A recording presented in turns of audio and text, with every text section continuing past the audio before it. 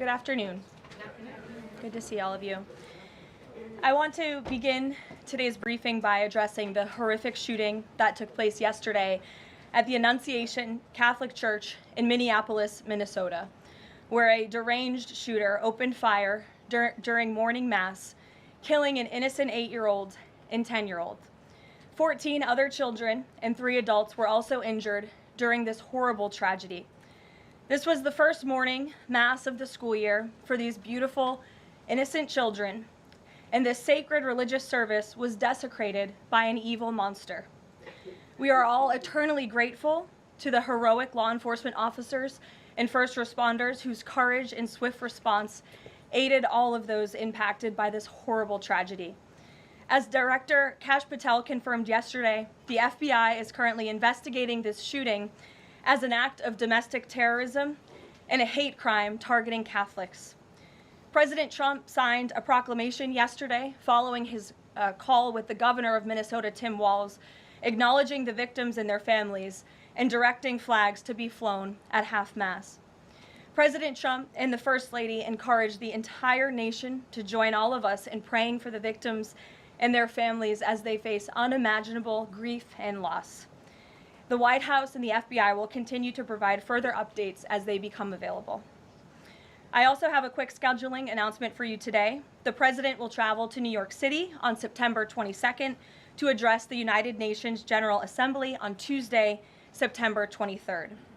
On another matter, as Americans make their Labor Day weekend travel plans, they will be able to enjoy 5-year low gas prices thanks to President Trump fully unleashing American energy dominance. President Trump ended Joe Biden's Green New Scam policies and is delivering on his promise to make America affordable again.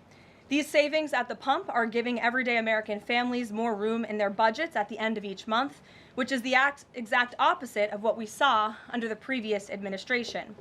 And as we commemorate Labor Day this year, we finally have a president who fights and delivers for the American worker every single day. President Trump believes that American workers are the heart and soul of our economy and our national identity, which is why he's championed an agenda that puts them first always. For decades, the hardworking men and women of our country who built the greatest nation in world history were sold out by selfish, greedy, short-sighted globalists who put our country on a path to economic and cultural ruin. They hollowed out our factories and towns and betrayed the American working class by shipping jobs overseas and importing millions of low-wage migrants to replace American workers. Under President Trump, this national disgrace is over. American workers are, once again, being put at the center of national trade policy, and the dignity of American labor is being defended. As a result, President Trump has already brought in nearly $10 trillion in new private and foreign investments so that the top businesses in the world can create high-paying jobs in America and hire American workers to fill them. In fact, since President Trump took office, the economy has added more than 500,000 new jobs to the workforce. In a stark reversal from the Biden administration, all of that job creation has been driven by private sector growth, and all employment gains have gone to native-born Americans. Wages for blue-collar workers are now rising at the fastest rate in the past 60 years. And the average American worker has already seen a $500 wage increase this year alone. Thanks to the largest middle tax cuts ever signed into law by President Trump, with no tax on tips, no tax on overtime, no tax on Social Security, Americans in all 50 states will keep more of their hard-earned money. The average American taxpayer will see a tax cut of nearly $4,000 because of these pro-growth provisions, according to analysis from the Nonpartisan Tax Foundation. In other news, President Trump continues to deliver on his promise to restore law and order to our nation's capital. Since President Trump's intervention, there have been more than 1,283 arrests right here in the District of Columbia. Total crime in D.C. is down 19%, and violent crime is down 30%. Carjackings in the district are down 67%. Homicides are down 57%. Robberies are down 40%. Motor vehicle thefts are down 32%. And assaults with dangerous weapons are down 23%. And property crime is down 18%. These numbers prove the president's bold actions to make D.C. safe and beautiful again are working, just like he said they would. And that's why on Monday, the president took additional action to sign an executive order taking steps to ensure that cashless bail in Washington, D.C. is eliminated. For too long, D.C.'s reckless cashless bail policies have allowed dangerous criminals to be quickly released, which endangers everyone who lives in and visits our wonderful capital. No cash bail has also foolishly forced law enforcement to repeatedly arrest the same offenders over and over again, only for them to be released back into our nation's capital. This is the definition of insanity, and the president is seeking to end it. He also signed a separate executive order addressing the crime emergency in D.C. by instructing the National Park Service to hire additional United States Park Police officers to support public safety, and directing the U.S. Attorney's Office for D.C. to hire additional prosecutors to focus solely on violent and property crimes. So while liberal Democrats across the country continue to double down on their failed soft on crime approach, the American people, including local D.C. leadership, business owners, and residents, are rallying behind President Trump's crime crackdown. According to new polling, 81% of Americans say crime is a major problem in large cities across the country. And a clear majority of Americans believe the president's actions are justified and necessary to reduce crime in these cities. Indu Bhatia, who runs a liquor store a half mile from the White House here just down the street, is one of those Americans who are grateful for President Trump's public safety push. Indu recently told the New York Post that her store was robbed so many times that they had to spend exorbitant sums of money on security, jeopardizing her family's financial future. But thanks to President Trump's strong action, Indu said, quote, "All of my employees, including me, we feel much safer, and even our customers feel really happy when they walk into our store." And just yesterday, Washington, D.C. Mayor Muriel Bowser credited President Trump for surging federal law enforcement personnel and said neighborhoods, quote, "feel and are much safer." We thank Mayor Bowser for her cooperation and her willingness to help us make D.C. safe and beautiful. This entire effort has vindicated what President Trump and law and order advocates have been saying for years, and this is our message to Americans in Democrat-run cities nationwide. Decline is a choice. You don't have to live in constant fear of being robbed, raped, or murdered. Your leaders are lying to you, and they have been failing you for decades. The President Trump approach of upholding law and order by letting our brave men and women in blue actually do their jobs to aggressively fight crime works. In just a few weeks, President Trump has done more for D.C. residents than Democrats did in 50 years. And this can be replicated in other crime-ridden cities across the nation.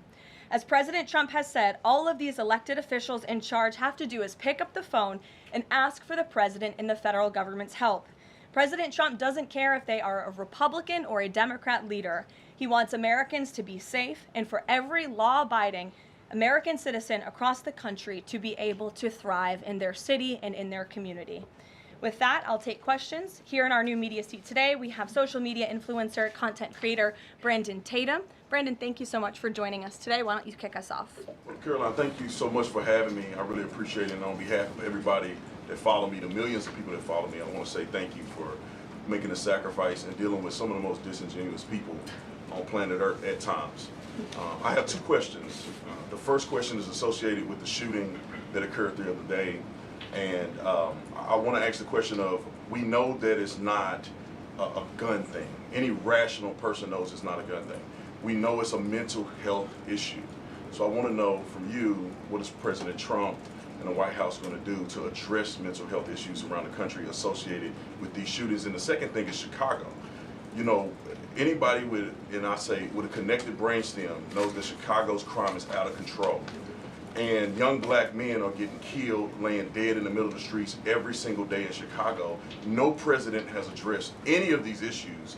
And so what is the White House going to do to address issues in their capacity to deal with the conflict and violence in Chicago? Sure. Well, to your first question about this shooting in Minnesota, right now, the administration is focused on helping the people of Minnesota. It's been less than a day, of course, since this tragedy happened. We have federal law enforcement on the ground assisting local law enforcement. This investigation is ongoing. There's still a lot of facts to understand about these circumstances, and so we're going to continue to do that. As for Chicago and cracking down on crime, it is a priority of this administration to ensure that American cities are safe again, and I'm so glad that you brought up the crime in Chicago, because we've been seeing the governor of Illinois parading out there saying that there's nothing wrong with Chicago. It's a great place to live. There's no crime there. He doesn't need President Trump's help. Well, I think the residents of Chicago beg to differ, and the statistics beg to differ. And I'll just share a few of those statistics with all of you. For 13 consecutive years, Chicago has had the most murders of any U.S. city. This is J.B. Pritzker's legacy, by the way. For 7 consecutive years, Chicago has had the highest murder rate among U.S. cities with more than 1 million people. In 2024, just last year, Chicago's murder rate per capita was 3 times higher than Los Angeles and nearly 5 times higher than New York City. That's more than double the murder rate in Islamabad and nearly 15 times more than Delhi. Out of Chicago's 147,899 reported crimes this year, that's how many crimes have been reported in Chicago since January 1st. There have only been arrests in 16% of them. These numbers are unacceptable. There have been more illegal guns recovered in Chicago than in New York City and Los Angeles combined. The number of reported motor vehicle thefts last year was more than double the number in 2021. And Chicago has also, just like DC, come under scrutiny over discrepancies in its homicide data reporting. So as bad as these numbers are, perhaps they are even worse. And this is Governor Pritzker's legacy. He should put politics aside. He should pick up the phone and call this president, who would be more than happy to do right by law-abiding American residents in the city of Chicago, and we hope that he will. Gabe, and thanks for being here, Brandon. Gabe. Karoline, thank you so much. First on the firing of the CDC director. First, Sure. Who will replace her? And then also, overnight the White House said that she did not align with the president's agenda. Dr. Menard's attorney say that she refused to rubber stamp unscientific, reckless directives and fire dedicated health experts. What specifically did she do wrong? Look, what I will say about this individual is that her lawyer's statement made it abundantly clear themselves that she was not aligned with the president's mission to make America healthy again. And the secretary asked her to resign. She said she would, and then she said she wouldn't, so the president fired her, which he has every right to do. It was President Trump who was overwhelmingly reelected on November 5th. This woman has never received a vote in her life, and the president has the authority to fire those who are not aligned with his mission. A new replacement will be announced by either the president or the secretary very soon.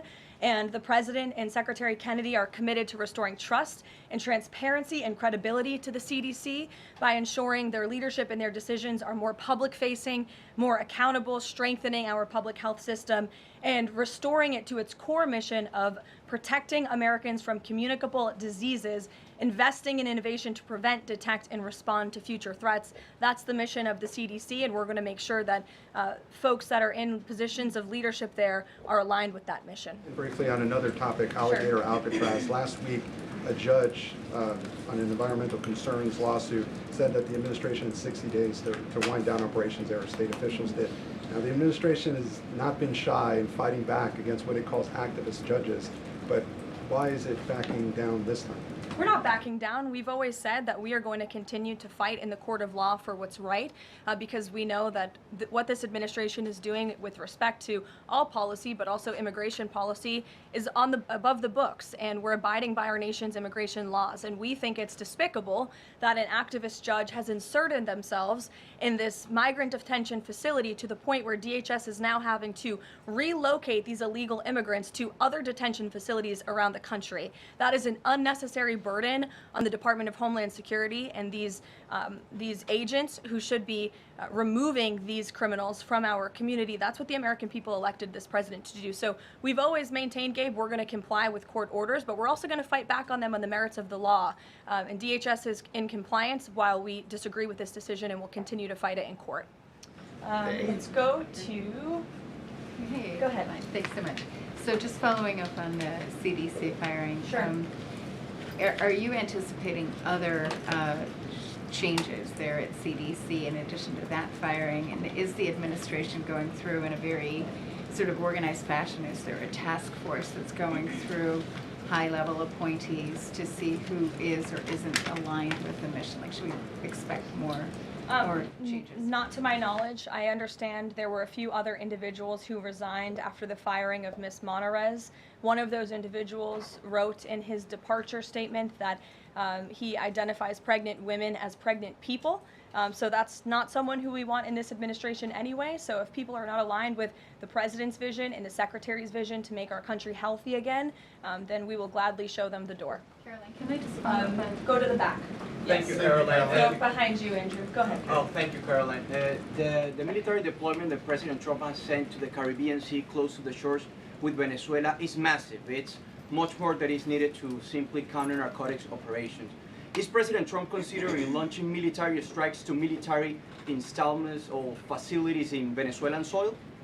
I won't get ahead of the president with respect to any military action or questions about that ever. But what I will tell you is that many Caribbean nations and many nations in the region have applauded the administration's counter-drug operations and efforts, and the president is prepared to use every element of American power to stop drugs from flooding into our country and to bring those responsible to justice. And as I've said from this podium before, the Maduro regime is not the legitimate government of Venezuela. It is a narco-terror cartel. Maduro is not a legitimate president. He is a fugitive head of this drug cartel. He has been indicted in the United States for trafficking drugs into our country, and it is the utmost responsibility of this president and this administration to prevent the illicit flow of drugs into our country and to protect citizens from those deadly poisons.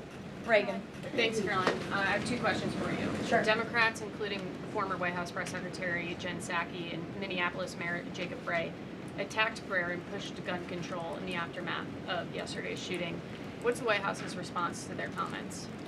Yes, I saw the comments of my predecessor, Ms. Psaki, and frankly, I think they're incredibly insensitive and disrespectful to the tens of millions of Americans of faith across this country who believe in the power of prayer, who believe that prayer works, and who believe that in a time of mourning like this, when beautiful young children were killed while praying in a church, it's utterly disrespectful to deride the power of prayer in this country, and it's disrespectful to the millions of Americans of faith.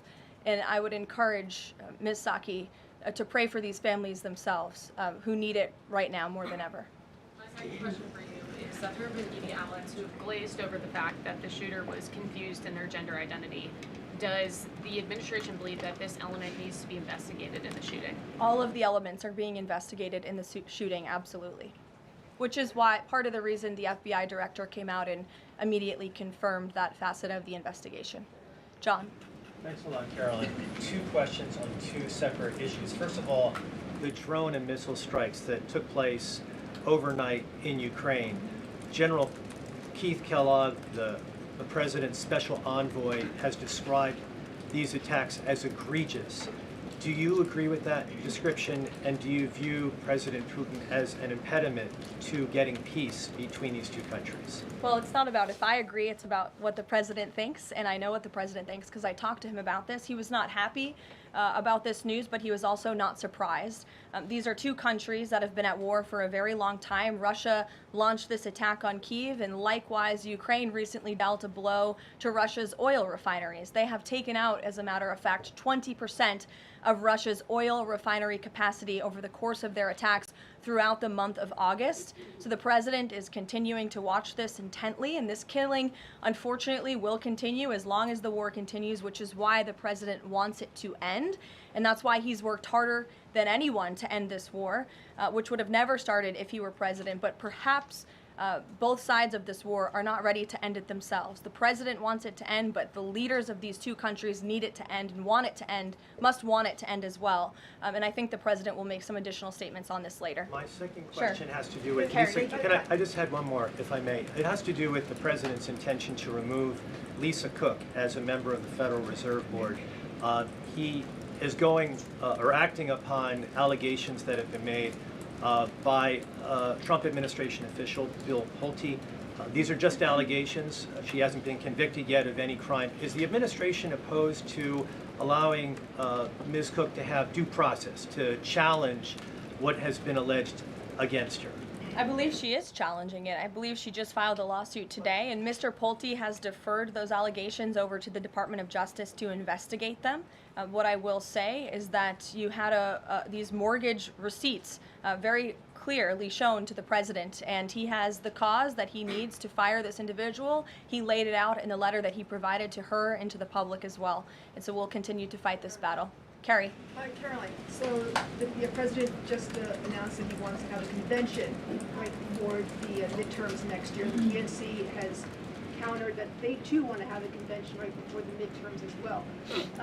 What's the White House's response to that? And can you give us just a little bit of a hint or a tease here as to how the president envisions a convention for the midterms? Look, the president put out a statement on this earlier today. I'll let him speak further on the plans that he envisions, but I think he's very proud of the accomplishments and the achievements of his administration, as he should be. The most secure border in United States history, a crackdown on crime here in our nation's capital, an attack or a reversal of the attack on our energy industry from the previous administration. As I just pointed out to you, gas prices today, this Labor Day, are the lowest they've been since Labor Day in 2020. Our economy is bringing in trillions of dollars in revenue from all over the world again. So there's so much for Republicans and for the president and for Americans across the country to be proud of, and I think the president wants to see that celebrated. But for any further details on this as they come, we'll provide you with them.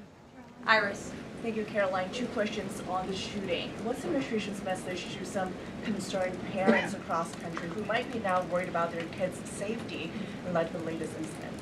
We completely and totally understand the concerns of parents across the country.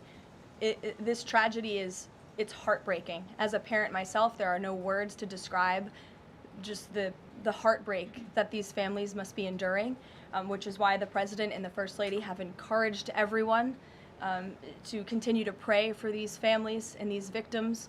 And it's why this administration is focused on removing public safety threats from our communities. And in fact, I can share with all of you that last night in Washington, D.C., when arrests were being made, there was an arrest of a juvenile right here in D.C. in Ward 7 for threats to kidnap and injure, receiving stolen property, possession of a large capacity feeding device, unlawful possession of firearms and ammunition. A search warrant was executed, 7 firearms were recovered, and the juvenile was arrested after an investigation was initiated based on social media posts allegedly threatening violence towards a school.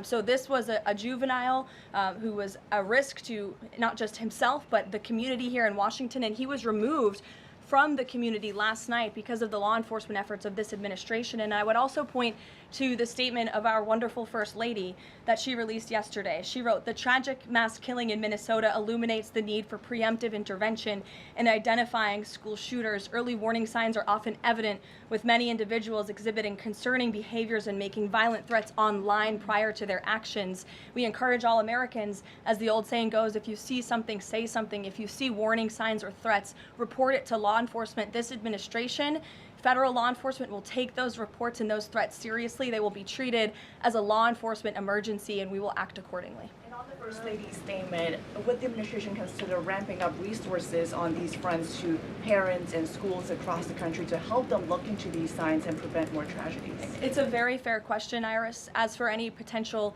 future policy decisions or funding questions, it's just been over 24 hours since this tragedy occurred. Right now, we're focused on the FBI and their investigation and uncovering all the facts, and we'll leave those very important policy discussions to another day. Thank you, Caroline. Go ahead. Megan. I had a question about the Lisa Cook lawsuit that you mentioned. Does the president plan to wait until that lawsuit is resolved to appoint her replacement? I will leave that to the president to make that decision in that announcement himself. Brian. Thank you, Caroline. 2 questions.